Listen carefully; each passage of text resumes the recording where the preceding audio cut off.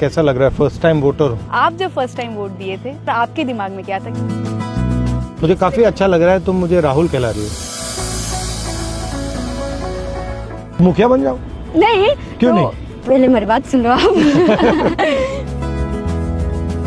बिहार में बेरोजगार होने की वजह से मतलब बाहर जाना पड़ रहा है उनको। बिहार में तो कुछ नहीं है, कॉलेजेस में वहाँ पे जाके एक्सेसिबिलिटी नहीं मिल पाती है। यहाँ पे तो रेप इतनी होती है, 6 महीने जेल हुआ उसके बाद छोड़ दिया जाता है उसको, फिर तो वही करेगा ना वो।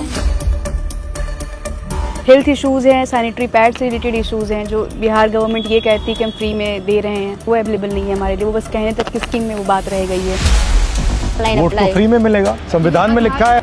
हमारे यहाँ मर्डर बहुत ज्यादा होता है, दिन दहाड़े मार देते हैं। बस है लेकिन इसमें चढ़ते नहीं कि लड़का लोग छिड़खानी करते हैं, टच कर देते हैं, कमेंट कर देते हैं। लाइट नहीं है, अंधेरे है।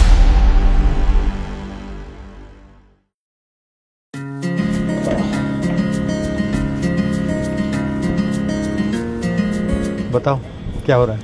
हम एक्चुअली ना राहुल, हमारी बातचीत इस बार के इलेक्शन में हम फर्स्ट टाइम, जो हमारे साथी हम फर्स्ट टाइम वोटर्स हैं, और हम यहाँ पे हमारी जो इस इलेक्शन से इस बार की जो हमारी फर्स्ट वोट है उससे जो हमारी एक्सपेक्टेशंस है, हमारी जो उम्मीदें हैं, जैसे basically education, safety, job, equal rights, हम उससे रिलेटेड यहाँ पे आपसे बातचीत करना चाहते हैं। बताओ कैसा लग रहा है फर्स्ट टाइम वोटर हूँ? वेरी मच एक्साइटेड से। हाँ, वेरी मच एक्साइटेड।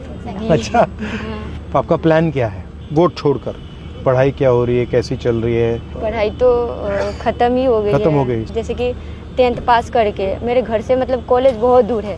अच्छा। मतलब वहाँ तक मैं जा नहीं पाती हूँ, और मम्मी पापा भी घर से अलाउड नहीं करते इस वजह से कि हमारे यहाँ मर्डर बहुत ज़्यादा होता है, दिन दहाड़े मार देते हैं। लड़का जब सेफ नहीं है तो हम लोग कैसे सेफ रहेंगे? इस वजह से मेरी मम्मी पापा मतलब। बट आप जाना चाहती थी यूनिवर्सिटी या नहीं? जाना चाहती थी, लेकिन इस डर के वजह से नहीं जाती थी। तो आपको डर लगता है बाहर जाने से? बहुत डर लगता है। आप सबको लगता है डर बाहर जाने से? डर तो सबको लगता है ना। बसेस में, ट्रेन्स में, एवरीवेयर लोग तंग करते हैं आपको? कॉलेजेस बहुत सारे लोग तंग करते हैं। कैसे क्या करते हैं? पासिंग बाय आवर साइड और वो टच कर देते हैं, कमेंट कर देते हैं, और मतलब वो कुछ घूरते हैं, कुछ खराब एक्शंस कर देते हैं, कुछ कमेंट पास कर देते हैं। तो सबके साथ होता है। बहुत अनसेफ। जैसे कि तो आप बाहर जाते हैं तो आप अनकंफर्टेबल रहती हैं? मतलब कंफर्टेबली आप कहीं नहीं जा सकते? नहीं जा सकते। आप बिहार के बाहर गई हैं?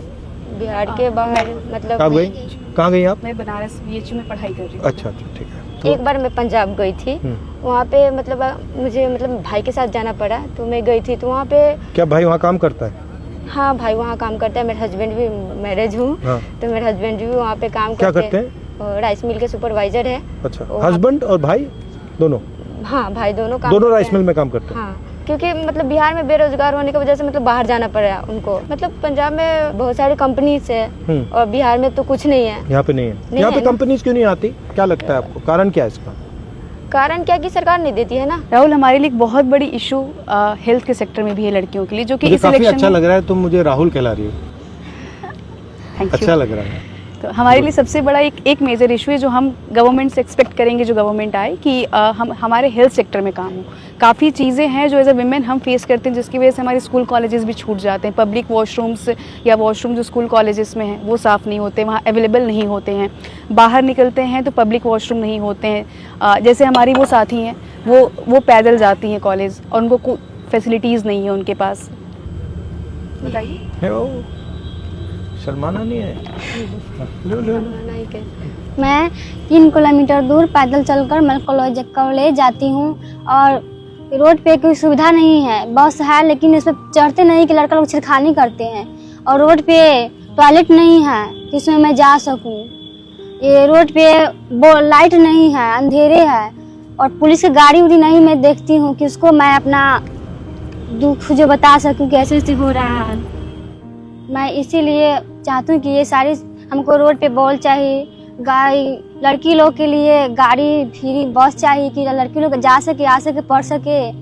और टॉयलेट चाहिए हमको रोड साइड में, कि कोई भी लड़की आए तो दिक्कत उसको नहीं हो, जा सके। मैं उसी को वोट दूंगी कि हमको सारे समस्या को हल करें। मतलब मेजर इश्यूज जो है कि मतलब एटलीस्ट पब्लिक वॉशरूम तो हम एक्सेस कर सके। For main it's very easy कि वो कहीं भी उनके लिए हो जाती है, बट हम एज एन फीमेल ये फेस करते हैं ना कि हम कहीं जा रहे, कुछ बहुत इमरजेंसी है, we are searching for somewhere कि कुछ होटल्स कुछ मिल जाए, जो कि वहाँ भी बेसिकली बड़े होटल्स अलाउड नहीं करते। हम उस सिचुएशन में बहुत बुरे फंस जाते हैं। अगर कभी हमें पीरियड्स आ रहे हैं, इन रास्ते अगर हो जाता है, हम परेशान हो जाते हैं, हमें भाग के घर आना पड़ता है। बहुत तरह की ऐसी दिक्कतें हो रही हैं जो, और एजुकेशन सेक्टर में सबसे बड़ा तो हमारे लिए इशू यही है ना कि हमें कॉलेजेस में वहाँ पे जाके एक्सेसिबिलिटी नहीं मिल पाती है। हेल्थ इश्यूज़ हैं, सैनिटरी पैड से रिलेटेड इश्यूज़ हैं जो बिहार गवर्नमेंट ये कहती है कि हम फ्री में दे रहे हैं, या फिर कुछ चार्ज बहुत मिनिमम प्राइस में, वो अवेलेबल नहीं है हमारे लिए। वो बस कहने तक की स्कीम में वो बात रह गई है।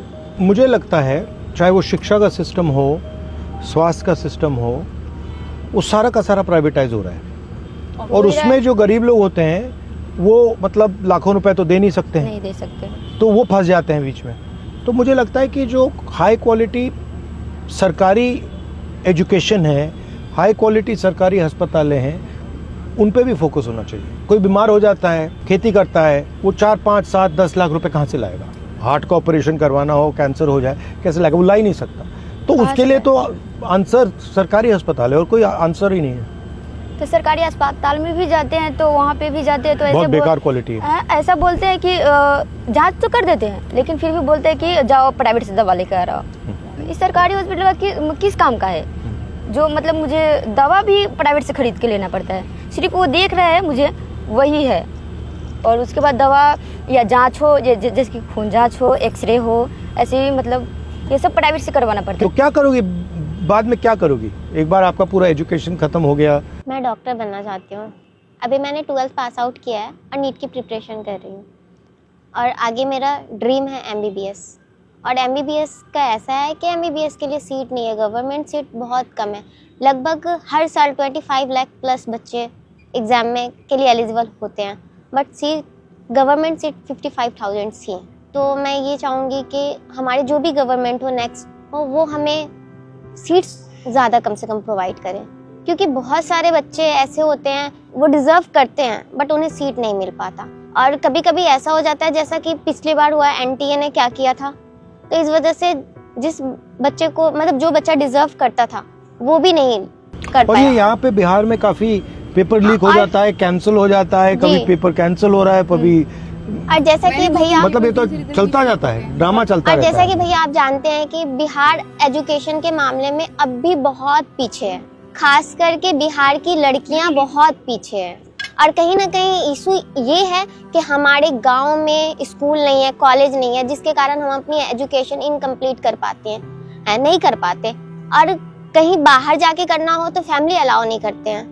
अगर वो चीज़, वो सुविधा अगर हमारे गांव में हो, हमारे गांव में अगर स्कूल हो, कॉलेज हो, तो हम कर पाएंगे, हम अपनी एजुकेशन कंप्लीट कर पाएंगे। कहीं ना कहीं हमें वो उम्मीद होती है, चाहत होती है कि हम कुछ करें, पर वो फैसिलिटीज़ नहीं मिल पाती है जो कि गवर्नमेंट को प्रोवाइड करनी चाहिए थी, जिस वजह से हम अपनी एजुकेशन इनकम्प्लीट करके छोड़ देते हैं। जो मतलब थोड़ा अमीर है वो तो अपने बच्चे को प्राइवेट में भेजते हैं, सरकारी बनी किस लिए, मतलब उसमें तो हम सब लोग जाते पढ़ने ना, तो अमीर लोग प्राइवेट स्कूल में पढ़ाते हैं अपने बच्चे को, और जो गरीब लोग हैं वो जाते हैं सरकारी में।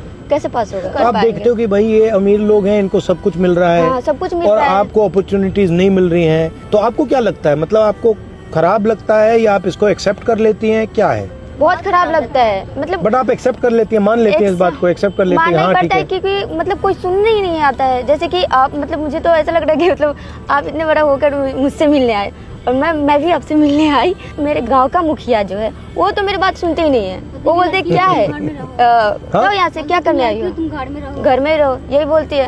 और बोलते हैं कि मतलब क्या करना है, ये क्या भी करना आइडिया है? बहुत सारे लोगों के माइंड में है कि भैया लड़की हो तो घर में रहो। कहाँ पे आती कर रही हो, कहाँ के लिए इतना कर रही हो? जाइए आप घर पे डांट के मिलगा देती हो।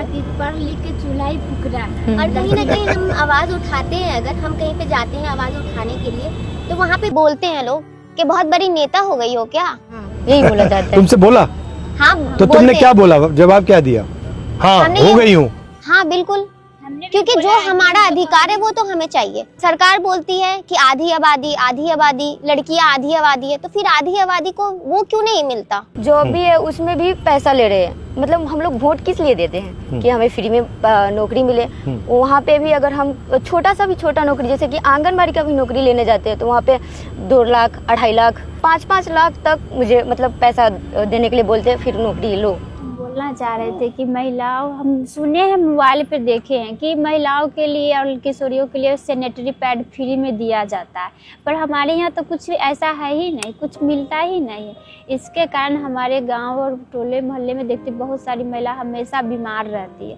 अब बीमार के कारण वो अस्पताल जाती है तो एम्बुलेंस बुलाती है, उसमें भी खर्चा देना पड़ता है। आशा को बुलाया तो वो भी खर्चा मांगती है। सरकारी अस्पताल पे जाए तो सरकारी अस्पताल में अच्छी मतलब कि क्वालिटी नहीं रहती है। जांच वगैरह करने के लिए प्राइवेट में भेज दिया जाता है। तो फ्री में देना चाहिए सैनिटरी नैपकिन। फ्री में देना चाहिए, हर मंथ देना चाहिए। मेरा कहना ये कि फ्री में नहीं तो कम से कम रेंज में भी दिया जाए तो हर घर जो उसे तो लग्जरियस प्रोडक्ट गवर्नमेंट क्लेम कर चुकी है ना, जिसका टैक्स वो ले रही है, उस पर भी टैक्स होते हैं हमारे लिए, तो वो हमारी सबसे नीडेड चीज़ है। हर मंथ उसकी ज़रूरत होती है हमें, हर मंथ जरूरत पड़ते तो हर मंथ मिलना चाहिए। हम भी पॉइंट है, इन्होंने ही हमसे शेयर करा था, हम जब बातचीत कर रहे थे आपस में। आप पहले नहीं मिली हो, यही मिली हो? हाँ। तो इनकी वोटर आईडी ना इन्होंने अप्लाई करी थी 2 साल पहले, मतलब इनको अब जाके वो इशू हो रहा है। जब इन्होंने ऑनलाइन थोड़ा जानकारी ली तब इनसे वो जो वोटर आईडी जो फ्री में होता है, जो हम लोग ऑनलाइन फ्री में करवा लेते हैं, इनसे 2000-3000 चार्ज कर रहे थे। क्यों?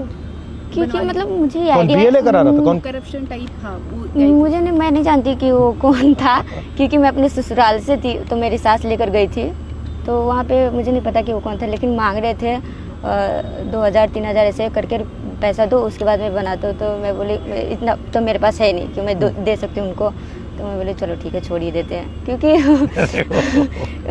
था ही नहीं पैसा, तो हम कहाँ से दे उसको। अभी मतलब समझ में आया कि ये फ्री में हो रहा है, तो हाँ, मैं ऑनलाइन वोट तो अप्लाई। फ्री में मिलेगा, संविधान में लिखा है हर व्यक्ति को एक वोट फ्री में मिलना चाहिए। आधार में भी यही हो रहा है, नौकरी भी फ्री में मिलना चाहिए ना। नहीं, तो वोट तो इसलिए देते हैं ना, नौकरी भी फ्री में मिलनी चाहिए हमें, क्योंकि वोट हम किस लिए देते हैं। जो ये हिंदुस्तान में इतनी नफरत फैल रही है, हिंदू मुस्लिम एक जात को दूसरी जात से लड़ाया जाता है, इसके बारे में क्या सोचती हैं आप चीज़ों में लड़ेंगे, आप बटेंगे, फिर आपके लिए वो एक नैरेटिव क्रिएट की जा रही है कि हम हिंदू हैं तो हमारे लिए ये है, हम मुस्लिम हैं तो ये हमारे दुश्मन है, हम इनके अगेंस्ट रहेंगे, जो गवर्नमेंट ऐसे करेगी, हिंदुओं की जो पूजा कर रही है हम उनको वोट दें। It's all about the narrative. जो अभी जो वोट चोरी वाला भी जो है वो क्या है, मतलब SIR, इट्स समथिंग कि दलित पिछड़े सबको हटा रहे हैं, क्योंकि वो जानते हैं वो अपने हक के लिए जिसको वोट देंगे वो उनको नुकसान करेगा, तो वो सारे उन नामों को काट रहे हैं। उन 65 लाख लोग काट दिए उन्होंने, तो वो इसीलिए बड़ी सीरियस चीज़ है ये कि वो सारे वो दलित पिछड़ों को हटा दिया जा रहा है, जो अपने जिनको हाँ, रोजगार चाहिए, जो गरीब लोग हैं उनके नाम कट रहे हैं। मतलब जाति धर्म के नाम पे लड़ाया इससे ज्यादा है कि हमारे अंदर से हमारी एकता जो है वो खत्म हो जाए।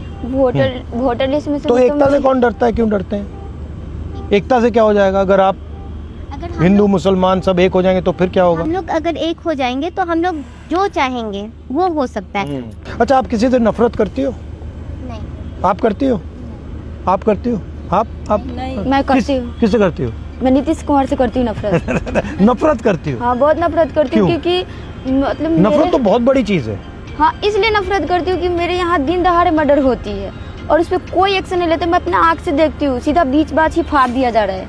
यहाँ पे तो रेप इतनी होती है, रेप में भी मतलब कोई केसेस मतलब ले लेते हैं, लेकिन उस पर कोई मतलब कार्रवाई नहीं। जैसे कि मतलब 6 महीने जेल हुआ, साल भर जेल हुई, उसके बाद छोड़ दिया जाता है उसको, फिर तो वही करेगा ना वो, फिर मतलब कोई अच्छी नहीं होता है, छोड़ देता है ना, फिर उसका भी कोई अच्छी होना चाहिए ना, सजा होना चाहिए।